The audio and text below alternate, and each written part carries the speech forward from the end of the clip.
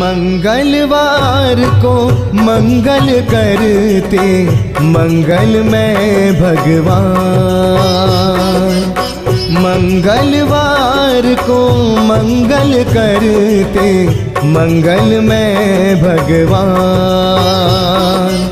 सारे संकट दूर भगाकर सुख करते हैं प्रदान। श्री राम जी के प्यारे हनुमान, सिया के दुलारे हनुमान।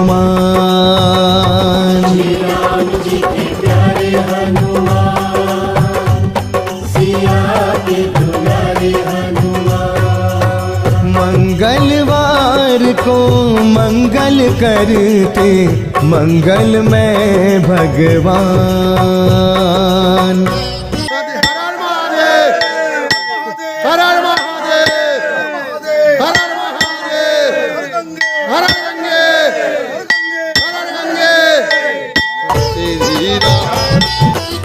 बड़े दयालु दाता हनुमत, निर्बल का देते हैं साथ। अपनी कृपा से भक्त जनों की बिगड़ी बना देते हैं बात।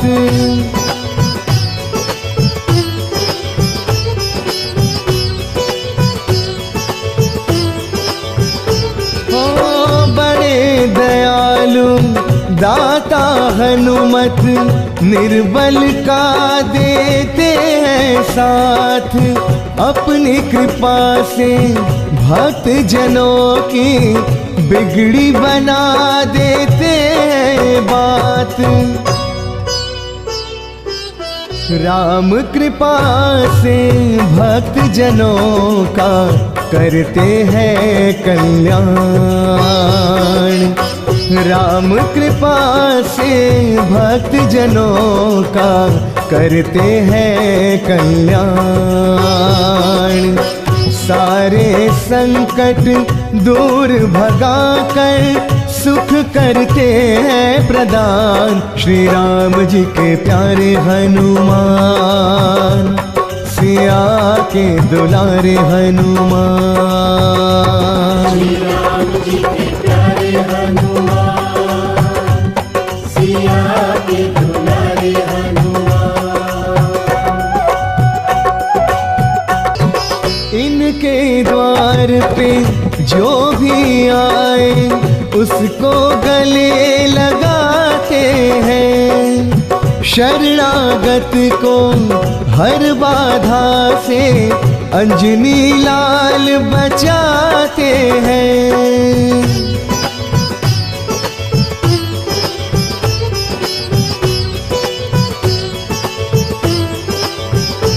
ओ इनके द्वार पे जो भी आए उसको गले लगाते हैं।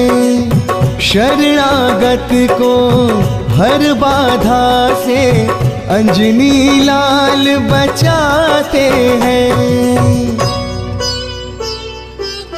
मन चाहा वर देते सबको ऐसे दया।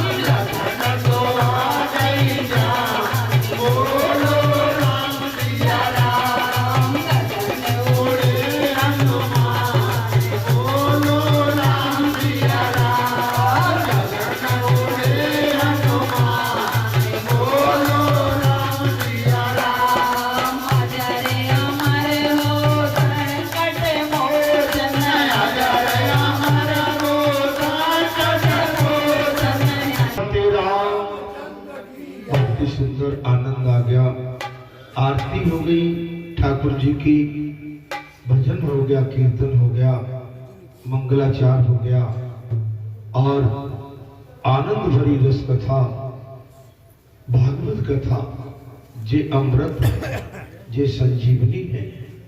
और इसके लिए आप उतावले होकर बालाजी धाम ग्राम बरेठा में आते हैं और अपने भाग्य को यहाँ से बना के जाते हैं। बालाजी धाम अमृत का सरोवर है, बालाजी धाम अमृतों का सरोवर है, कष्ट विनाशक है, कष्टों को खत्म करता है। ये वो स्थान है संकट मोचन का, जहाँ संकटों का विनाश होता है।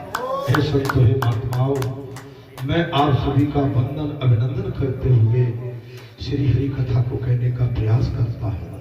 आज माघ मास का अंतिम, आज चतुर्दशी है, शुक्ल पक्ष का, आज इस पखवाड़े का अंतिम पखवाड़ा है। ठीक है, इस मास का कल पूर्णिमा आ रही है और कल जो है महा अमृत काल भी है और महा स्नान भी है और महाकुंभ में कल बड़ा एक महापर्व भी है। आपको मालूम है कि बालाजी धाम ग्राम बरेठा में कल भगवान शंकर का अभिषेक भी होगा। 4 अभिषेक हम कर चुके हैं, कल 5वां अभिषेक है नीलकंठ भगवान का, जो मां भगवती के पास और बहुत पहले से अनादि से विराजमान है। ठीक है, कल बुधवार है, पूर्णिमा का दिन है और महाअमृत काल भी है। जो महाकुंभ में इस समय करोड़ों की भीड़ पहुंच गई है और माने कम से कम 20 किलोमीटर, 25 किलोमीटर, 50 किलोमीटर पहले से रास्ता रोक दिए गए हैं। अब बाहर भीड़ है, कई यात्री मार्ग में फंसे हुए हैं। यात्रियों को लगभग 20 घंटे हो चुके हैं लेकिन अभी अपने मुकाम पर पहुंच नहीं पाए हैं। ये महाकुंभ है, महाकुंभ में हमेशा आदमी को आनंद की अनुभूति करना चाहिए। हाँ, महाकुंभ तो आपके पास चल के आ गया, जहाँ पर अच्छा आचार विचार हो, जहाँ पर भक्ति भाव हो, जहाँ संत भाव हो, जहाँ कथा चलती हो और जहाँ हर दिन ब्रह्म मुहूर्त में जो स्नान करता हो, तो उसके लिए हमेशा महाकुंभ। अब मैं कथा की ओर आता। राम कथा सुंदर करतारी, संशय विहग उड़ान हारी। राम कथा कलपिट कुठारी, सादर सुरग राजकुमारी। राम कथा सस किरण समाना, संत चकोर करे जे पाना। ऐसे संशय कीन भवानी, महादेव तब कहा बखानी। राम कथा और देवी स्थान और संत स्थान, महात्मा स्थान, पंच स्थान, धर्म स्थान, ये शंका के विषय नहीं है। ये तो केवल कल्याण के स्थान है, यहाँ से कल्याण होता है। और अगर भगवान की और संतों की वाणी और रज मिल जाए तो जीव का उद्धार हो जाता है। अगर उद्धार चाहते हैं तो वाणी से उद्धार हो जाएगा, कल्याण चाहते हैं उनकी चरणों में जो रज रहेगी उससे कल्याण हो जाएगा। हम कितनी भी माला लटका लें, कितनी भी माला जप लें, कितनी भी माला अपने हाथ में डाल लें, कितने भी लाल अपने कर्मों को, अपने स्त्रपुंड को रंग लें, लेकिन जब तक मन हमारा शुद्ध नहीं है तब तक हमारा कल्याण नहीं हो सकता। और इसके लिए ये राम कथा बनाई गई है। तो आप अगर कहें तो मैं राम कथा कहूँ, और राम कथा का उद्देश्य और राम कथा का संकल्प साफ रहता है कि राम कथा में और धर्म की गद्दी पर हमेशा सत्य सत्य बोला जाता है। क्या बोला जाता है मां? अगर आप सत्य नहीं बोलेंगे तो आपका यहाँ पर फिर कहीं न कहीं आपके लिए वो भारी पड़ जाता है। इसलिए उससे बचना है तो सत्य की किताब पढ़ो, और देव स्थान में आके सत्य की कथा नहीं और सत्य की बात नहीं पकड़ पाए तो फिर हमारी बहुत बड़ी चूक होगी और बहुत बड़ी भूल होगी। हे संतों महात्माओं, मैं राम कथा, मैंने कहा ना माघ मास पवित्र मास है। भगवान शंकर इस समय 3 उसके लिए, किसके लिए महाराज? पखवाड़े के लिए इस समय मृत्यु लोक में आए हैं। और भगवान शंकर का विवाह आज कल के बाद से, वैसे चतुर्दशी आज हो गई और चतुर्दशी अगली आ रही है, उस दिन उनका ब्याह हो जाएगा। इसके बाद आगे 26 फरवरी को अंतिम स्नान है और अंतिम अमृतकाल है और अंतिम महाराज बालाजी धाम का उसमें उस दिन अभिषेक है, वो 6वां अभिषेक होगा और शनिवार का दिन है और उस दिन हवन भी है, महाशिवरात्रि भी है, सुंदर कांड है, प्रातः काल सुंदर कांड और महाराज फिर भगवान का अभिषेक और अभिषेक के बाद हवन आरती और यहाँ पर उस दिन फराली प्रसाद की व्यवस्था हर साल रहती है। सो आप मालूम ये अमृत काल है इस समय और पूरी सृष्टि में अमृत बरस रहा है। इस देवभूमि पर, राम भूमि, कृष्ण भूमि पर अमृत की वर्षा हो रही है। अगर इसमें हम चूक गए तो बहुत बड़ी हमसे कहीं भूल न हो जाए। इसलिए मैं आपसे विनती करके कहता हूं कि यहां पर तो हम केवल कथा सुनो और कथा का स्वरूप होता है सत्य। कैसा होता है पुजारी जी? और सत्य से हम बच नहीं सकते। अगर सत्य से बच के निकल गए तो आप समझ सकते हो महाराज क्या हुआ था।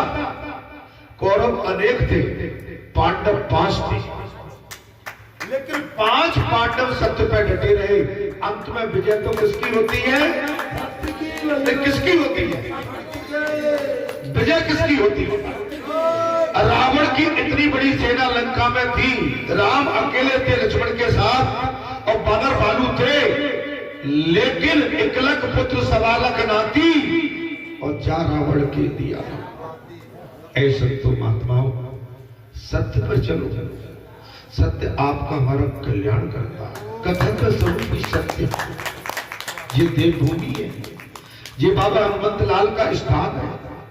हनुमान जी को आप जानते ही हैं, अपने स्वामी की सेवा में, अपने साथियों की सेवा में, अपने बाल गोपाल मित्र मंडली की सेवा में, अपने गुरुजन एवं गुरुजन परिजन एवं राष्ट्रजन महात्मा जन संतजन उनकी सेवा में किसी तरह की कोताही नहीं रखने का हनुमान जी का स्वभाव है, ये नेचर है। और उसी से आज हनुमान जी अजर है, वो अमर है। ये बालाजी की देवभूमि अमर हो चुकी है, अजय हो गए। मनुष्य चला जाएगा, हम चले जाएंगे, आप सब चले जाएंगे, लेकिन ये कंगूरे और ये स्थान कहीं नहीं जाएगा। ये अनादि तक अमर है। नेता बन जाओगे, सरपंच बन जाओगे, प्रधानमंत्री बन जाओगे, ये तो क्षणिक है, लेकिन ये व्यासपीठ अमर है। इसका चुनाव नहीं होता। अगर इसका चुनाव हुआ होता तो तुम्हारे ये बैठे हैं ना, ये नहीं कहीं आप कोई और ही बैठा होता। मैं ठीक बोला? अगर इसका चुनाव होता धर्म का तो ध्रुव जैसे प्रहलाद जैसे मीरा जैसे सती सावित्री तुम जैसे भगत संत इनकी वैल्यू नहीं होती। इनकी वैल्यू इस गद्दी से है। आज जैसे महात्माओं की जो वैल्यू है, मूल्य है, वो केवल इस धर्म की गद्दी से नहीं। आपकी पहचान कोई नहीं करा पाता। पहचान केवल धनवानों की, बलवानों की होती है। आप जैसे अमजोसों की पहचान अगर कोई करा सकता है वो है भगवान। तुकाराम, नामदेव, वासुदेव और महाराज सुदामा गरीब थे, ब्राह्मण। इनकी पहचान जगत में भगवान ने करा दी। जिसका कोई नहीं होता उसका मैं होता। इसलिए है संतो, हे महात्माओं, मैं कथा की ओर आता हूं। कथा में चल रहा था ध्रुव चरित्र। क्या चल रहा था? ध्रुव चरित्र।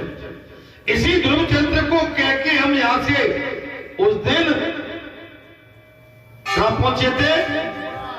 चंदूपुर। बस बैठे ही थे, यहाँ पूरी सभा आ चुकी थी, सबको चलना था। कुछ निकले, हम निकलने वाले थे और इतने में कुछ बात चल गई और ध्रुव चंद्र यही बैठे बैठे छिड़ गया। और यहाँ से निकले कि वहां भी पहुंचे तो वहां भी ध्रुव चंद्र ही वहां भी हनुमान जी महाराज के आंगन में कथा बैठी थी। कथावाचक व्यास जी बहुत ही नम्र विनम्र शीतल वाणी में संयम, कथा कहने का माने एक इतना बढ़िया अनुभव उनके पास था कि उनकी वाणी से साक्षात सरस्वती बोल रही।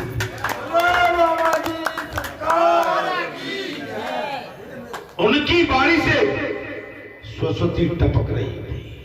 हमारा जाना चंदूपुरा के पूरे ग्रामीण वासी उपस्थित सभी श्रोता भावुक हो गए, हम भी भावुक हो गए। उन्होंने हमारे पलक पायरे बिछा दिए, अपने कपड़े डाल दिए, अपने हाथ हमारे सामने रख दिए, बोले बाबा हमारे हाथों पे चढ़ के आप वहां तक पहुंच जाओ। हे ब्राह्मणों, मैं आपको, आपने मुझ पर बहुत बड़ा ऋण चढ़ा दिया और ब्राह्मणों का ऋणी तो मैं सदैव। एक ब्राह्मणी तो जो मेरी बात को सुन सकता है, एक ब्राह्मणी तो है जो मेरे वेदों का बखान कर सकता है, एक ब्राह्मणी तो है जीने मरने का हमको अभ्यास करा सकता है, एक ब्राह्मणी तो है अच्छे बुरे काम में हमारे साथ आता है, एक ब्राह्मणी तो है कि उसके भोग के बगैर हमारा भी भोग नहीं लगता है।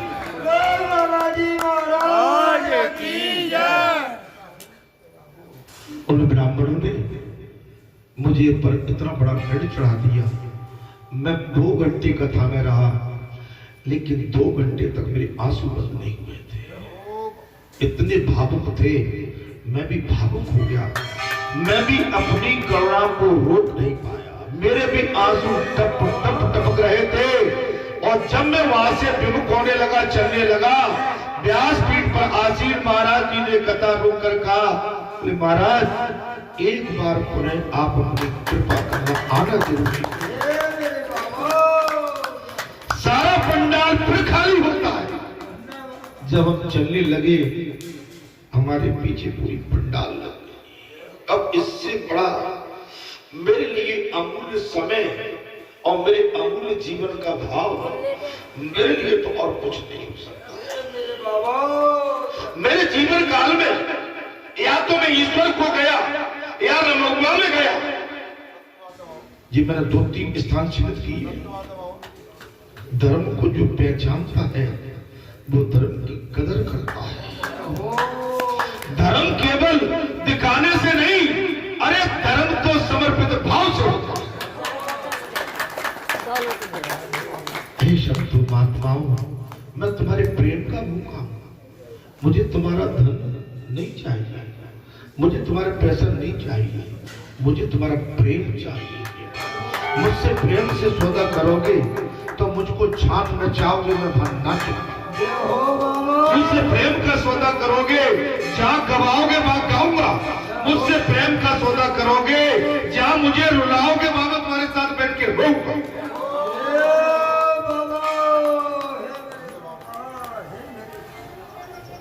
और मेरा जीवन में यही मेरे पास सबसे बड़ी मेरी पूजा मानो या मेरी तपस्या मानो या आप के लिए मैं जो सेवा करता हूं, यही मेरा सेवा का।